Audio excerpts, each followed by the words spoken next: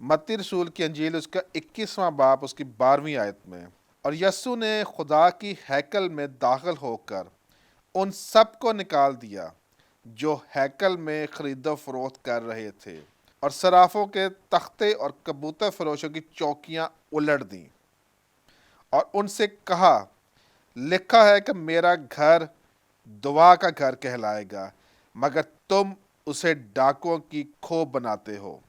और यहाँ पे नाज़रीन हम देखते हैं कि खुदावंद यीशु मसीह ने खुदा के घर की गैरत खाई और उन्होंने उन तमाम लोगों को कहा कि तुमने डाकुओं की खो बना दिया है इसको। आज हम यही देख रहे हैं नाज़रीन कि ये जो सो कॉल्ड बिशप्स, ये सो कॉल्ड जो पादरी हैं, ये जो मॉडरेटर्स बने हुए हैं, ये मैं आपको बताऊं कि आपकी जो चर्च की प्रॉपर्टीज़ हैं उसको नाहक दूसरों के हाथों फरोख्त कर उनको कब्जे करवा रहे हैं।